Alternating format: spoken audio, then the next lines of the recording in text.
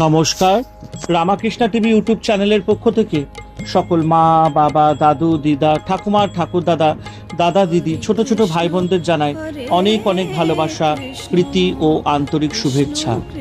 সবাই ভালো আছেন, ভালো থাকবেন।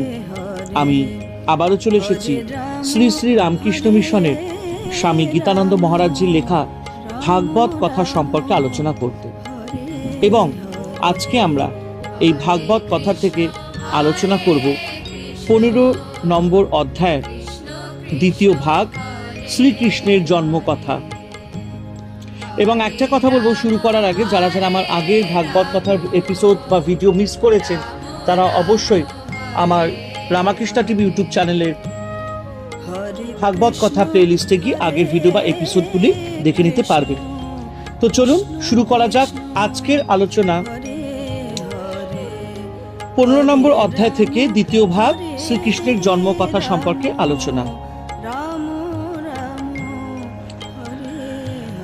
শত্রুভাবের জন্য ভয় তখন কংস শয়নের স্বপনে ভ্রমণে সবসময় ভগবানের কথা চিন্তা করে সমস্ত জগৎ বিষ্ণুময় দেখতে লাগলো। যত্র যত্র দৃষ্টি পড়ে তত্র তত্র কৃষ্ণ স্ফুরে। যারা কৃষ্ণের ভক্ত, যারা কৃষ্ণগত প্রাণ, তারা জগৎকে কৃষ্ণময় দেখে। কিন্তু এখানে দেখছি কংস শত্রুতা করেও জগৎময় কৃষ্ণ দেখছে। তাহলে কৃষ্ণ ভক্ত, কৃষ্ণ বিদেশীর মধ্যে তফাৎ কোথায় রইল? তফাৎ এই যে কৃষ্ণ ভক্ত প্রেমে জগৎকে কৃষ্ণময় দেখে পরমানন্দে পূর্ণ হয়, আর কৃষ্ণ বিদেশী শত্রুভাবে সর্বত্র কৃষ্ণময় দেখে ভয়, হিংসায়, রাগে অত্যন্ত কষ্ট পেতে থাকে। সে যাই হোক, জগৎকে কৃষ্ণময় দেখে পরমানন্দই হোক আর পরম দুঃখই হোক, ফল কিন্তু একই কৃষ্ণ প্রাপ্তি। সর্বত্র কৃষ্ণকে দেখে কংস তখন মহাভয় কালাতিপাত করতে থাকে। এই বুঝি বিষ্ণু তাকে বধ করতে ছুটে আসছে। শ্রী ভগবানের আবির্ভাবের সময় হয়েছে দেখে দেবতারা তখন অপরের অলক্ষিতে কংসের কারাগারে গিয়ে শ্রী ভগবানের স্তব করতে লাগলেন। শ্রী ভগবানের স্তব করতে এসে দেবতারা প্রথমে ভাবলেন, যিনি অচিন্ত, যাকে চিন্তা করা যায় না, যিনি অনন্ত গুণসম্পন্ন, সেই শ্রীহরির স্তব করা কেমন করে সম্ভব? অনন্ত দেব সহস্র মুখে অনন্ত কাল ধরে যার গুণ বর্ণনা করেও শেষ করতে পারে না। আমরা কেউই 4 মুখ মানে ব্রহ্মা, কেউই 5 মুখ মানে শিব দিয়ে তার গুণ বর্ণনা কতটুকুই বা করতে পারি? তবে যার বুদ্ধিতে যতটুকু তার গুণ প্রকাশিত হয়, সে যদি ততটুকু স্তবরূপে প্রকাশ করতে চেষ্টা করে, তবে তিনি কৃপা করে তার সেই স্তবকে স্বীকার করে নেন। অর্থাৎ স্তব করে ভগবানকে প্রকাশ করা যায় না, তবে তিনি ভক্তকে কৃপা করে বা কৃপা করবার জন্য তার সেই স্তুতিকে স্বীকার করেন। ভগবান তার প্রতিশ্রুতি পালন করে অবতীর্ণ হয়েছেন। দেবতারা ক্ষীরোদ সাগর তীরে গিয়ে পৃথিবীর ভার দূর করবার জন্য তার স্তব করেছিলেন। সেই সময় তিনি পৃথিবীতে স্বয়ং অবতীর্ণ হবেন বলে দেবতাদের কথা দিয়েছিলেন। ভগবান সেই কথা রেখেছেন, তাই দেবতারা বললেন, সত্যব্রতং আপনি সত্য সংকল্প। যদি কোনো লোক নিয়ম করে কিছু করে, কখনোই সেই নিয়মের ব্যতিক্রম না করে, তবে সেই নিয়মকে তার ব্রত বলা যায়। রাম অবতারে ভগবান বিভীষণকে বলেছিলেন, যদি কেউ আমার শরণাপন্ন হয়, মাত্র একবার আমি তোমার হলাম, এই বলে প্রার্থনা করে, তাহলে আমি চিরকাল তাকে অভয় দিয়ে থাকি। এই হচ্ছে আমার ব্রত। দেবতারা বলছেন, আমরা ক্ষীরোদ সাগর তীরে গিয়ে আপনার শরণ নিয়েছিলাম, সেই জন্য আপনি নিজে আমাদের রক্ষা করবার জন্য অবতীর্ণ হয়েছেন। আপনার ব্রত সত্য হলো, এইটি অনুভব করে আমরা পরম আনন্দ লাভ করেছি। আপনি সত্যব্রত, সত্য পরম, মানে কেবলমাত্র সত্যকে আশ্রয় করেই যার চরণাশ্রয় লাভ করা যায়, তিনিই হচ্ছেন সৎপর অর্থাৎ ভগবান। শ্রী রামকৃষ্ণদেব বলতেন, সত্যি কলির তপস্যা, যে সত্যকে ধরে থাকে সে সত্য স্বরূপ ভগবানকে লাভ করে। ত্রিসত্য, যে জিনিস আগে ছিল, এখন আছে এবং ভবিষ্যতেও থাকবে, তাই হচ্ছে ত্রিসত্য। জাগতিক কোনো জিনিসই ত্রিসত্য হতে পারে না। একমাত্র ভগবানই ত্রিসত্য, অতীত, বর্তমান এবং ভবিষ্যৎ, এই তিন কালেই তিনি বর্তমান। দেবতারা বলেছেন আপনি সৃষ্টির পূর্বে ছিলেন, স্থিতিকালে রয়েছেন এবং জগতের ধ্বংসের পরেও থাকবেন। কারণ এই যে সত্য পঞ্চভূত ক্ষিতি, অপতেজ, মরুত, ব্রহ্ম, এই পঞ্চভূতের আপনি উৎপত্তি স্থল, এই পঞ্চভূতে অন্তর্যামী রূপে আপনি বর্তমান থাকেন।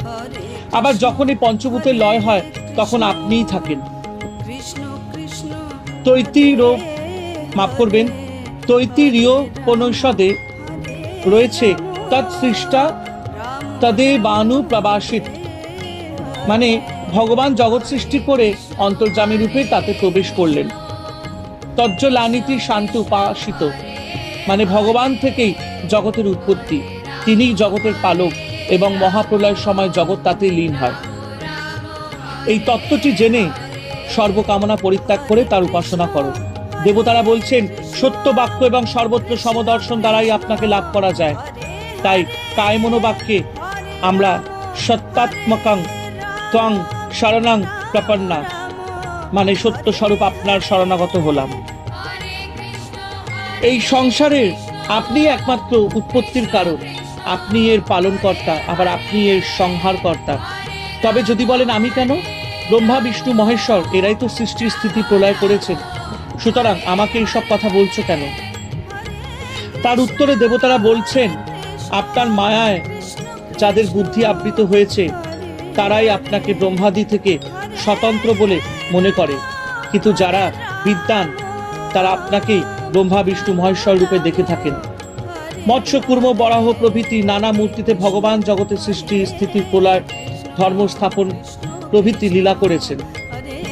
আবার একমে বাদিত্যম, এই শত্রু বাক্যে তিনি এক, এটাও বোঝা যায়।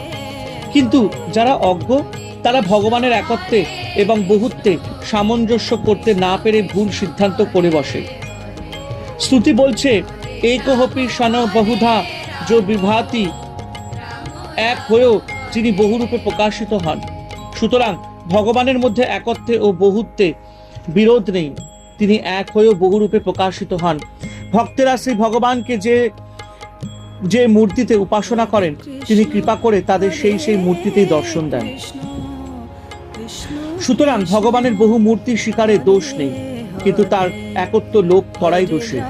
দেবতারা বলছেন মায়ামোহিত ব্যক্তিরা শ্রী ভগবানের একত্ব না বুঝে কেবলমাত্র বহুত্বই দেখে থাকে, আর মায়ামুক্ত লোকেরা এই ভগবানের নানা মূর্তি দেখে আনন্দ করে। দেবতারা বলছেন যে যাই বলুক না কেন, আমরা কিন্তু স্পষ্টই জেনেছি যে আপনি লীলার জন্য দেহ ধারণ করেছেন।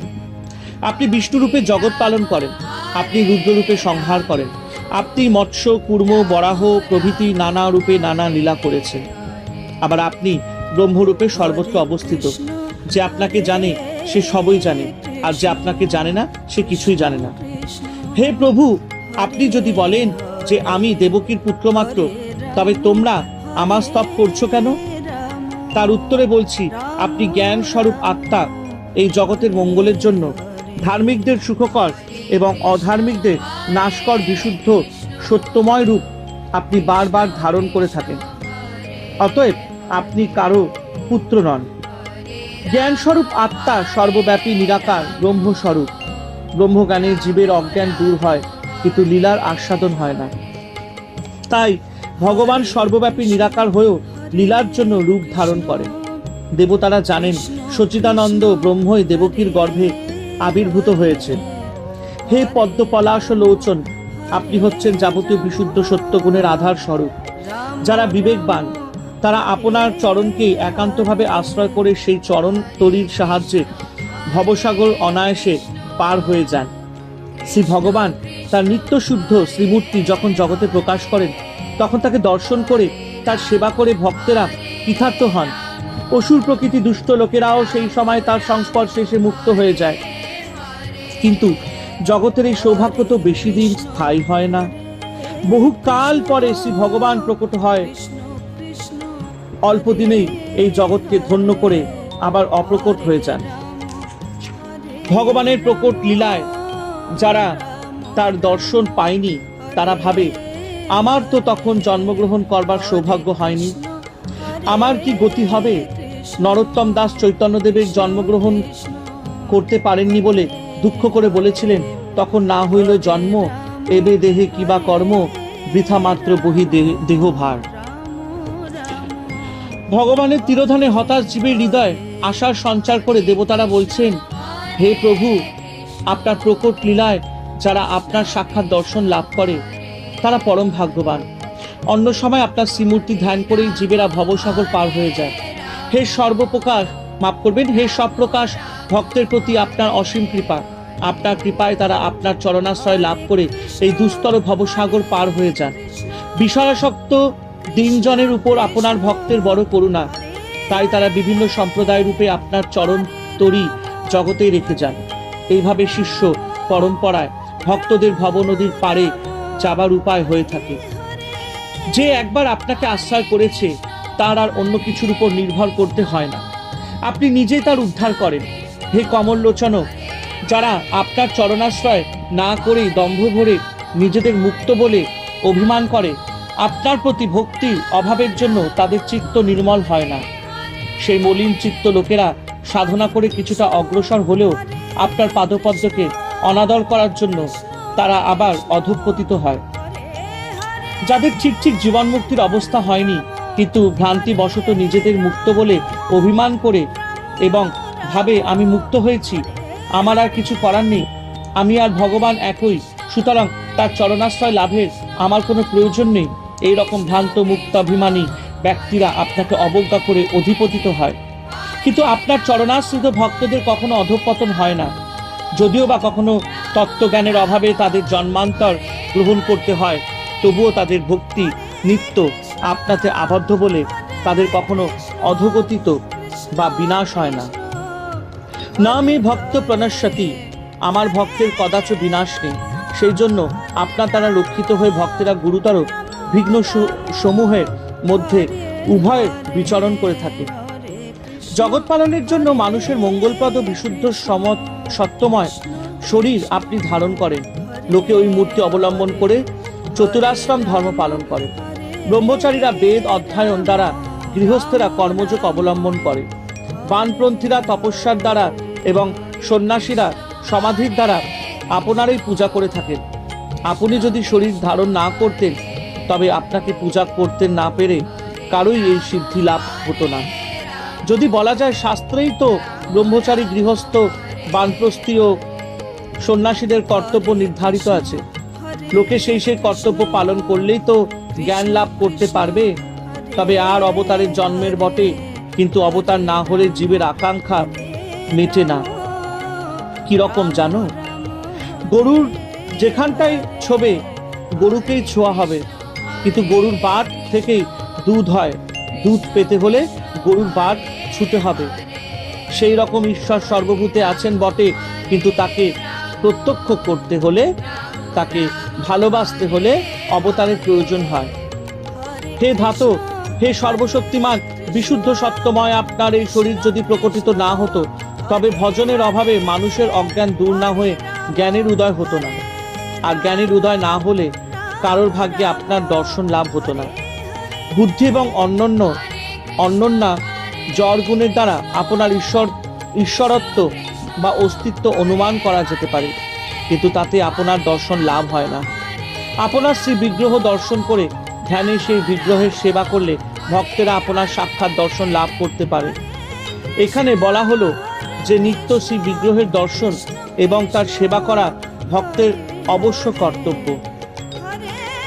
হে দেব, মন অথবা বাক্যের দ্বারা আপনার বিষয় নিরূপণ করা যায় না, কেবল অনুমানই করা যায় মাত্র। সুতরাং গুণ, কর্ম এবং জন্মের দ্বারা আপনার নাম ও রূপ নিরূপণ করা সম্ভব হয় না। গুণ কি? না, আপনি ভক্তবৎসল। কর্ম কি? না, আপনি গোবর্ধন ধারণ, কালীয় দমন ইত্যাদি করেছেন। জন্ম কি? না, আপনি দেবকী সুত। সুতরাং এই যে আপনার বিভিন্ন নাম, ভক্তবৎসল, গোবর্ধনধারী, দেবকী নন্দন ইত্যাদি, এই সমস্ত নামের দ্বারা আপনার সম্বন্ধে কিছুটা অনুমান করা যায় মাত্র, কিন্তু এসবের দ্বারা আপনার স্বরূপের দর্শন হয় না।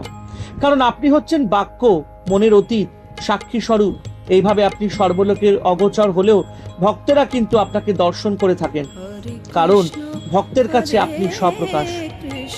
দেবতারা বলছেন, হে প্রভু, যে সকল ভক্তেরা নানা কাজের মধ্যে সর্বদা আপনার নাম ও রূপ শ্রবণ কীর্তন এবং স্মরণ করেন, তাদের আর এই সংসারে ফিরে আসতে হয় না। আগের শ্লোকে বলা হয়েছে যে শ্রী ভগবানের স্বরূপ অজ্ঞেয় এবং তিনি সর্বজ্ঞানের জ্ঞাতা।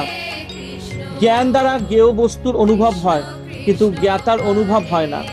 সুতরাং ভগবানের স্বরূপানুভবের প্রয়াস বৃথা। শ্রুতিও বলেছে, বিজ্ঞাতার মরে কেন বিজানিয়াত, যিনি সর্বজ্ঞানের জ্ঞাতা তাকে কেমন করে জানা যাবে। আবার শ্রুতি বলেছে, তামেব বিদিতাহ তিমৃত্যু মেইতি নান্য পন্থা বিদাতে হয়নায়।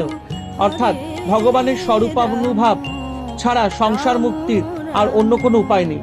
ভগবান যদি অজ্ঞ হন, তবে জীবের মুক্তির উপায় কি? আগের শ্লোকে বলা হয়েছে, ভগবান অভিমান বিজড়িত জ্ঞানের বিষয় না হলেও ভক্তের শরণাগতির কাছে তিনি আত্মপ্রকাশ করেন। তাই এই শ্লোকে দেবতারা বলেছেন যে ভগবানের নাম গুণ জ্ঞান, মাফ করবেন, নাম গুণ গান সর্বদা করলে ভক্তের মুক্তি অবশ্যম্ভাবী। হে সর্বদুঃখ হারিণ, আপনি সর্বেশ্বর। আমাদের মহাসৌভাগ্য যে আপনি পৃথিবীতে অবতীর্ণ হয়েছেন এবং তাতেই পৃথিবীর ভার দূর হয়েছে। আপনার ধ্বজ ব্রজাঙ্কৃত পাদপদ্ম বক্ষে ধারণ করে পৃথিবী অলঙ্কৃত হবেন এবং অসুরকুল বিনাশ করে আপনি স্বর্গকে অনুগৃহীত করবেন। ভগবান হচ্ছেন সর্বেশ্বর, তার ইচ্ছাতেই সব হচ্ছে। তারই ইচ্ছাতে চন্দ্র সূর্য গ্রহ নক্ষত্র নিজ নিজ পথে চলেছে। তারই ইচ্ছাতে দেবতারা ক্ষীরোদ সাগর তীরে গিয়ে স্তুতি করেছিলেন। আবার তারই ইচ্ছাতে দেবতারা কংসের কারাগারে এসে দেবকীর গর্ভজাত ভগবানের স্তব করেছেন।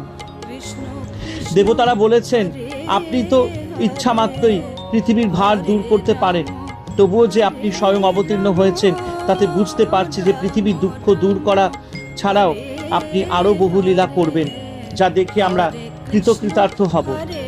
শ্লোকে তৎপদেই না বলে তৎপদকই বলা হয়েছে। অল্পার্থে ক প্রত্যয় ক্ষুদ্র পদচিহ্ন বলা হয়েছে। ভাবটি এই যে বামন অবতারে শ্রী ভগবান যখন বলির কাছে ত্রিপাদ ভূমি চেয়েছিলেন, তখন তিনি পৃথিবীতে এক চরণ এবং স্বর্গে এক চরণ প্রসারিত করেছিলেন। শ্রী ভগবানের প্রসারিত চরণ স্বর্গ অতিক্রম করে মহ জন তপ এবং সত্যলোক পর্যন্ত বিস্তৃত হয়েছিল। দেবতারা তখন ত্রিবিক্রমের চরণের অন্ত পাননি। এবার ভগবান নরলীলা করবেন, তাই দেবতারা আনন্দে ভাবছেন, এবার অসীমকে সীমার মধ্যে পাবো।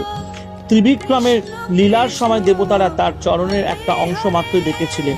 এবার কৃষ্ণ লীলায় তারা ভগবানের সমগ্র চরণই দর্শন করে কৃতার্থ হবেন। হে পরমেশ্বর, আপনি যে আমাদের প্রার্থনায় তুষ্ট হয়ে আমাদের মঙ্গলের জন্য জন্মগ্রহণ করেছেন, এই যদি আমরা ভাবি তবে তা হবে আমাদের অভিমানের কথা। কারণ আপনি জন্মরহিত, কেবলমাত্র লীলা বিলাসের জন্যই আপনি জন্মরহিত হয়েও জন্ম পরিগ্রহ করেন। এই লীলাবিলাস ছাড়া আপনার জন্মের আর কোনো কারণেই থাকতে পারে না। জগতের সৃষ্টি স্থিতি প্রলয়ের জন্য যে আপনি জন্ম পরিগ্রহ করেন তাও বলা যায় না, কারণ আপনার মায়াশক্তি দ্বারা চালিত হয়ে ব্রহ্মা বিষ্ণু মহেশ্বর ওই সব কাজ করে যাচ্ছেন। অতএব কেবলমাত্র লীলাবিলাস করা এবং ভক্তদের এই লীলামৃত পান করিয়ে পরম আনন্দ দেবার জন্যই আপনি অবতীর্ণ হয়েছেন। হে প্রভু, আপনি পূর্বে মৎস্য, অশ্ব, হয়গ্রীব, কচ্ছপ, নৃসিংহ, বরাহ, রাজন্য মানে রামচন্দ্র, পরশুরাম, বামন প্রভৃতি বহুবিধ রূপে অবতীর্ণ হয়ে আমাদের এবং পৃথিবীকে রক্ষা করেছিলেন। এবারও আপনি পৃথিবীর ভার দূর করে আমাদের সকলকে রক্ষা করুন। হে যদুবর, আমরা নতমস্তকে আপনাকে বারবার প্রণাম করি। দেবতারা এইভাবেই অপরের অলক্ষিতে কংসের কারাগারে এসে ভগবানের স্তব করে দেবকীকে আশ্বাস দিয়ে বললেন, মা, আমাদের সকলের মঙ্গলের জন্য পরম পুরুষ ভগবান শ্রীকৃষ্ণ আপনার গর্ভে এসেছে। সুতরাং বোঝাই যাচ্ছে যে কংসের মৃত্যুর আর দেরি নেই। সেই জন্যই কংস এখন এক অত্যাচার আরম্ভ করেছে। যাই হোক, আপনি আর ভয় করবেন না। আপনার গর্ভস্থই এই সন্তান যদুকুল রক্ষা করবেন। সুতরাং আপনার কিংবা বসুদেবের আর কোনো ভয় নেই। এইভাবে দেবতারা করজোড়ে চিন্ময় পুরুষোত্তম শ্রীকৃষ্ণের স্তব করে এবং দেবকীকে সান্ত্বনা দিয়ে আবার স্বর্গে চলে গেলেন। হরে কৃষ্ণ কৃষ্ণ কৃষ্ণ হরে হরে, হরে রাম রাম রাম হরে হরে। জয় শুভ শম্ভু, জয় দেবী দুর্গা দুর্গতি নাশিনী, জয় মা কালী।